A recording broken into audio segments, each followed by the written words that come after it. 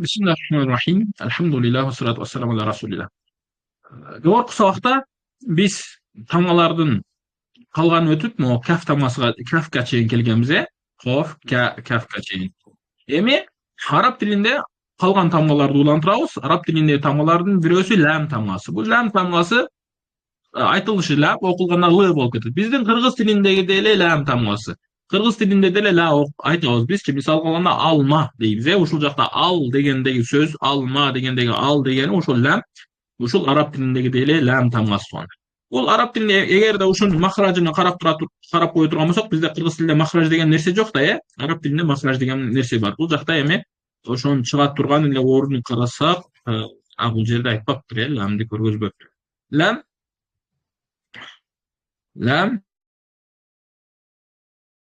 оңой эле чыгуучу тамгалардан туугандар. Лам тамгасы айтканда тилдин монол учу астыңкы тишке могул жака бир аз жакын болот. Лам, ушул жака бир аз тийүүсү менен эмне лам тамгасы чыгат.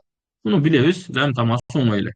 Кийинкиси мим тамгасы. Бул окулушу тамганын аты мим, окулганда м эле болуп окулат. Биздин кыргыз тилиндеги деле мим тамгасы. Анын махражы мимди айтканда мына эриндердин могул жактан чыгат. Мим, эриндер, алдыңкы эриндер бири-бириге тиет. Мим, ма дегендечи, мисалы алма, мыны айтканыбызда сөзсүз түрдө ушул эриндер, могу астыңкы үстүңкү эрин бири-бирине тийип жатат. Андан кийинки тамга нун тамгасы. Нун биздин кыргыз тилиндеги эле н тамгасы. Тамганын аталышы нун, бирок окулганда н деле окулат. Мисалга нан дегендеги ошол н тамгасы ушул. Нун тамгасы ушул. Бул нун тамгасында махражын карай турган болсок, мынакей туугандар. Нун деп айтканыбызда тилдер могул жерде болот. Тил ушул жерде айтылат. Нун депчи, мынакей. Нун, тил могул жака тиет да сырас кайтат. Нун. Тиштин алдыңкы үстүңкү тишке, алдыңкы, анан үстүңкү баягы коен тиш деп коебуз го, ошол жерге тийип кайтат. Тамгачы нун деп айтканыбызда ушундай аба жаралат туугандар сөзсүз түрдө.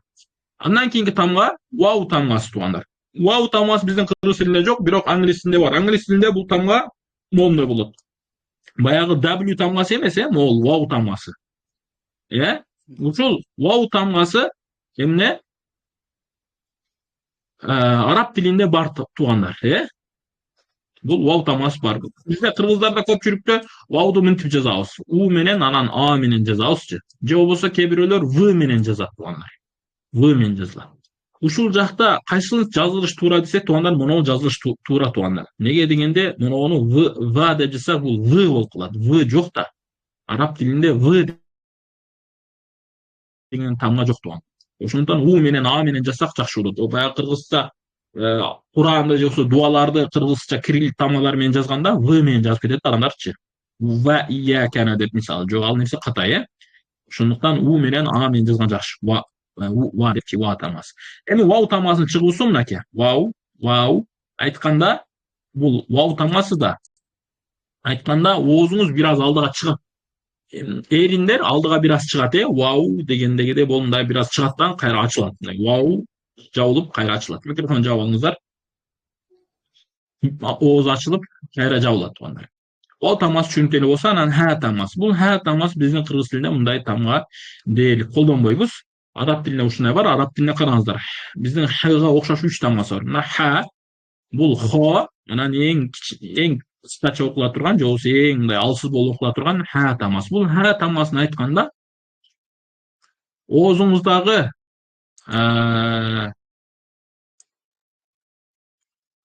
оозуңуздан могул жактан келген звук туугандар. Ички көмүнөйдөн келген звук могул жакта ооз таңдайга эч жака тийбестен эле бул жака чыгып кетет туугандар. Мынакей могул жерден воздух чыгып баштайт. Ушул жерден сиз сезесиз воздухтун чыкканын. Мынакей могул жерде ханын сүрөтү турбайбы, Ха депчи. Аллах дегенде ушул Аллахтын аягына ха тамгасы ушул туугандар.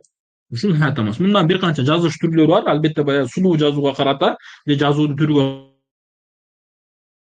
карап өзгөрүп кетет. Биз болгону ошону кайсы бир калган жыттап кетиш, окшоп кетиш оңой эле.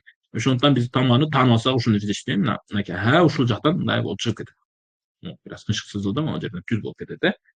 Ха тамгасы ушул жерден чыгат туугандар. Аллаху ва хувал ха тамгасы. Ушул ха болот.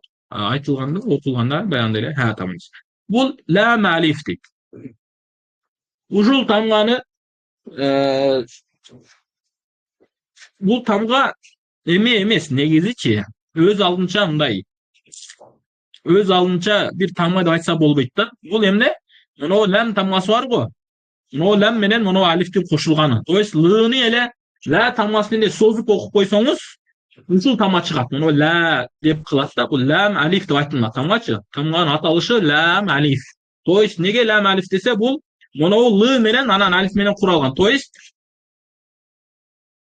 мындай лам тамгасы, анан мына алиф тамгасы. Ушуга кошулган. Эми кошулганда мындай кылып сулуураак жазып койгон. Ошондуктан лам алиф болуп калды. Ушинтип айтылат булчу. Бул лам алиф ушул эки тамгандан куралгандыктан лам алиф дейт. Бирок окулганда созулма ла болуп эле окулат. Ла деп эле окуйбуз. Кадимкидей элечи созуп окуйбуз болгону эки тамгага созуп окуйбуз. Ла деп созуп окуйбуз. Ла болду. Бирок тамганын аталышы лам алиф. Анан я тамгасы. Я тамгасы биздин кыргыз тилиндеги деле баягы йга окшош, мындай й тамгабыз бар бизде. Ушуга окшош. Ай дегендеги же болбосо эй дейбиз го, ошол й тамгасы эле окшош. Бирок тамганын аталышы я, бирок окулганда й болуп эле окулуп кете берет да. Бул я тамгасы могул жакта я тамгасы бул жакта көргөзбөптүр, Я тамгасы бул жеңил эле биздин кыргыз тилинде окшош эле ишара тамгалар өткөндө дагы көргөзүп. Ушул негизи 28 тамга ушул туугандар, тамгаларды дээрлик бүттүк туугандар. Анан араб тилинде ошол кээ бирөөлөр ушуну кошот, кээ бирөөлөр кошпойт. Эмне хамза деген нерсе бар. Хамза деген мындай болуп жазылат. Мынакей мунун өзгөчө жазылышы мынакей. Моундай болуп жазылат. Бул жакта жок экен, мынакей. Моундай болуп жазылат. Ушул хамза тамгасы же могул жакта мына көргөзгөндө мынакей. Хамза мынакей ушул жерде. Хамза бул эмне өз алынча мындай тамга деп кээ бирөөлөр этибарга албайт да мунучу. Бул эмне баягы мындай бир нерсени бөлүү үчүн колдонулат көбүнчөсүчү, же бир нерсени тактоо үчүн ачык айкын көрүлгөн тамгалардан хамза деп. Мисалга алганда биса, ушул жерде би дегенде иден кийин ушул хамза бар. Ошондуктан биса деп айтылат туугандар, биса деп айтылат. Ошого эмне ушул хамзаны эсиңизге алып коюңуздар, иншалла бул боюнча өз алынча да сурактарды кылабыз. Тамгалар боюнча суроолор барбы? Буларга сиздерге тапшырма кадимкидей эле жазасыздар. Баштан аяк жазасыздар, жатка болгонго чейин. Анан көрбөй жазып үйрөнөсүздөр, тамгалар жаттайсыздар, көрүнүшү кандай, точка каяка коюлат. Могу фа менен кофту караңыздар, окшош эле. Болгону кофта эки тамгасы бар, фада бир тамгасы бар. Айн менен гой экөө окшош. Гойнда точкасы бар, айнда жок. Ро менен за окшош, бирок родо точкасы жок, зада бар. Дот менен сот окшош. Дотто тамгасы бар. Во менен ко менен водо экөө окшош. Болгону вон точкасы бар дегендейчи, Моно нунну караңыздар. Нун менен моно та окшош, же ба окшош. Бирок нундун үстүдө точка. Тада үстүдө экөө. Баанын астында точка болот, Ушундай тамгалар окшош болгону ажырата билиңиздер. Кантип жазылат? Точка каягына койсуздар, кайсы тамга деп айтамын. Ошонусуга көңүл буруңуздар. Анан тамганын атын жаттаңыздар сөзсүз түрдө. Мисалга моно тамга каф тамгасы. Бирок окулганда та деп окулат. Бул лам тамгасы, бирок окулганда л деп окулат. Бул мим тамгасы, аталышы мим, окулганда м деп окулат. Ушул экөөнүн айырмасын билиңиздер. Тамганын аты мындай, окулганда мындай. Тамга мынтип аталат, окулганда мынтип окулат. Ошол айырмаларынын баарын билиңиздер туугандар. Суроолор барбы? Жок. Жок болсо, анда кийинкисиге өттүк туугандар. Эми араб тилинде харакат деп коет. Азыр могул жогору жакты байкаган болсок, бизде кыргыз тилинде тамгаларды экиге бөлөбүз туугандар. Үндүү тамга, анан үнсүз тамга деп экиге бөлөбүз, Эми азыр могул жерде өткөн 28 тамганын баардыгы үнсүз тамгалар туугандар. Бул жакта бир да үндүү тамга көргөнүбүз жок туугандар, О, И, У же болбосо Ү же башка тамга көргөнүбүз жок. Булардын баардыгы үнсүз. Мына Я тамгасы үнсүз тамгалардан, билебиз барыбыз. Эми араб тилинде үндүү тамгалар бар. Үндүү тамгалар өз алдынча жазылбайт. Ал сөзсүз түрдө ушул үнсүз тамгалардын үстүгө келет, Араб тилинде тамгалар монол, мисалга монол ичине сызыкчалар бар го. Ушулар үндүү тамгадан, бирок өз алдынча жазылбайт. Булар сөзсүз түрдө үнсүз тамгалардын астында, үстүндө, алдында, артында болуп келет. Ошол эми Ошол үндүү тамгалар араб тилинде 3 эле үндүү тамга бар туугандар. Бирөөсү ал ошол тамгалардын үстүгө жазылат. Бир сызык менен үстүгө жазылат туугандар. Араб тилинде эгерде үнсүз тамганын үстүгө ушундай бир сызык менен коюлуп жазылынса, эмне болот бул тамга? Болот туугандар, болот. Андан кийинкиси. Эгерде астыга коюлса и болот тууган. Кадимгидей эле мисалга биздин же биз деп айтылганда ошол и деген ушул. И кадимгидей ини айтканыбызда туугандар бир аз ооз жайылыш керек. И деп айтабыз, и депчи. Ошол айтканда ооз бир аз жайылыш керек, айтып көрсөңүздөр байкайсыздар. Анан экинчиси у тамгасы туугандар. Ушул у тамга сөздүн үнсүз тамганын үстүгө коюлат. Үнсүз тамганын үстүгө коюлганда мондой үтүргө окшоп коюлат, үтүргө окшоп ушундай болуп коюлат. Мунун дагы башкача жазуулары бар. Азырынча ушунусун жаттасаңыздар жетиштүү. Кийин үйрөнүп кетесиздер башкача жазууларын, ал оңой эле. Түшүнүктүүбү? Бул тамгалардын аттары бар. Бул деп окулат. Бирок тамганын аты фатха. Эмне экен? Тамгасын же болбосо тамгасы. Баягы дебеңиздер, деп үйрөнүңүздөр. Неге дегенде дегенге өзүнчө эреже бар, аны кийин өтөбүз буюрса. Эмне тамга? Бул тамгасы фатха. Бул эмне экен? Тамганын аты фатха. Окулушу Бул тамга и. Тамганын аты касра. Бирок окулушу и. Бул тамга у. Тамганын аты эмне болот? Домма деп ушундай 3 ат менен аталат. Фатха деп атайт, ини касра деп атайт, уну домма деп атайт. Ошол аттарында кошо жаттаңыздар, иншалла. Могул жакта мынакей, башка китепте, мен силерге жиберген китепте бар, аттары менен кошочу. Бул жакта жок экен, могул тамгалардын аттары бар. Эгерде таппай калсаңыздар, китептин аттарын карап жаттасаңыздар болот. Болгону, могул жерде могул сөз бостон бир аз жазылышыны, тамганын жазылышын кыска жазып койгон. Мисалга син деп жазып койгон, жок, бул син болуп, ини 2 жолу сузуз. Мисалга уну зей деп ката жазып коюптур. Кээ бир тамгалар аты ката жазылган, эч нерсе эмес. Эми түшүнүктүү. Ушул үндүү тамгаларга көңүл бурайлы. Араб тилинде үнсүз тамгалар биринин артынан бири мындай уда келбейт да, сөзсүз түрдө эмне болот? Үнсүз тамгалар биринин артынан бири келбейт. Ошол үндүү тамгалар менен кошулуп келет туугандар, биринин артынан бири келбейт. 3 үнсүз тамга катары менен жазылбайт. Араб тилинде 3 үнсүз тамга катары менен жазылбайт. Эмне болот? Үндүү тамгалар менен кошулуп келет. Могул тамга кайсы тамга? Бул кайсы тамга? Ро тамгасы, эми ошол р эле болуп окулат, кадимгиде биздин рга окшоп. Эми ошонун үстүндө мынакей фатха келди. Эмне деп окуйбуз? Ро деп окуйбуз. Рдан кийин келген тамгасыны деп жоон кылып, бир аз ого жакыныраак кылып окуйбуз, ро деп окуйбуз. Ро. Анан бул астына келсе эмне болот? И болот, ошондо ри, көрдүңүздөрбү? Астына келсе и болду, ри болду. Анан үстүндө домма келди, бул эмне? Ру болуп калат. Кана окуңузчу? Ро, ри, ру. Эми караңыз. Бул биринчи фатха келди. Мунул алиф эсиңиздерде болсо, бул өз алынча тамга болуп окулбайт. Бул ошол үндүү тамгаларга кошумча болуп келет.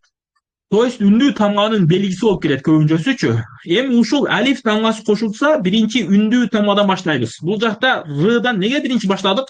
Анткени бул эмек фатха ошол үнсүз тамгадан кийин кошулду. То есть рдан кийин коюлуп жатат, ошондуктан үнсүздөн баштадык. Ро депчи. Ар деп окуганыбыз жок. Неге дегенде, мына үнсүз тамга, үндүү тамга фатха мындайча айтканда ронун үстүндө турат туугандар. Эми бул жакта ар деп окуйбуз. Неге ар деп окуйбуз? Неге ро деп окубадык? Анткени бул жакта мына алифтин келгендиги, могу сызыкча турбайбы? Ошол алифтин келген себебинен эмне кылабыз? Ар деп окуйбуз. Ар астына келсе ир, үстүндө келсе ур, монда болуп келсе ур болуп келди. Ар, ир, ур. Кана? Ар, ир, ур. Мына точканы, могу тоголокту, точка эмес, тоголок болот, ортосу бир аз боштукчасы бар, Ушул мына нерсе, могу тоголок болуп ортосунда эме турат го. Мынакей, көрүп жатасызбы? Точка. Мындай точка эмес, тоголок. толук ортосунда боштук бар, ушул нерсе сүкүн деп аталынат араб тилинде. Мунун тууру дагы башка жазмалары бар, бирок сиздер азырынча ушунусун жаттаңыздар. Бул эмне? Сүкүн болот тууганда. Бул сүкүн деген эмне десе, кайсыл тамганын үстүгө коюлса, ал тамганы ачык билдирип окуш керек деген. Мисалга ар деп рыны толук билдирип окуйсуз. Рыдан кийин бир кошумча үндүү тамга кошсо болот. Мисалга ари, ару, ара десеңиз болбойт бул жердечи. Неге дегенде сүкүн турса ошо рыны точно ошону билдиресиз, андан кийин ага тамга кошпойсуз рыдан кийинчи. Эмне? Ар, ир, ур. Көрдүңүздөрбү? Ошо сүкүн деген эмне экен? Бул белги. Кандай белги? Ошо үнсүз тамганын үстүгө коюлат. Бул дайыма үнсүз тамганы ачык, айкын билдирип окуш керек деген белги. Азырынча ушуну түшүндүрүңүздөр. Дагы башка кошумча маанилери бар. Иншалла аларды кийин карайбыз туганда. Кийинкиси, могу кайсы тамга? За. За тамгасы. Эми муну фатханы кошуп окуйбуз. За. Окуңуз. За. За. Зи. Зу. Зу. Эгер байкасаңыз, биз за деп, а деп окудук. Могул жакта ро деп окудук. Аны жоон кылдык, бул жакта ичке кылып а деп окудук. Ушуга көңүл буруңуздар. Неге дегенде, кээ бир тамгалардан кийин а тамгасы жоон окулат, кээ бир тамгалардан кийин мындай ичке окулат. А деп окулат. Кээ бир жоон тамгалар бар, же ошо жоон тамгалар окшоп окулуучу тамгалар бар. Андан кийин а тамгасын биз а деп жоон кылып окушубуз керек. Кийинкиси аз. Кайталаңыз. Az. Iz. Iz. Üz. Uz. Ü emez u kılınız. Uz. Zar. Zar. Zir. Zir. Zur. Zur. Azru. Azru. İzru. Izru. İzru. Uzru. Uzru. Urzu. Urzu.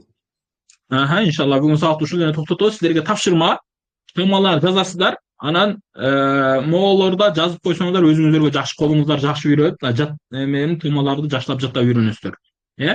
Ушуларда жазып кетсеңиздер өтө жакшы. Жагында жогору темаларды жаттайсыздар. Могу алифти, могу сүкүндүн эрежелерин кайталап, конспект кылып жазасыздар. Буюрса кийинки сабакта менден улантырасыз. Субханакаллахумма ва бихамдика, ашхаду ан ла илаха илля анта, астагфирука ва атубу илейк.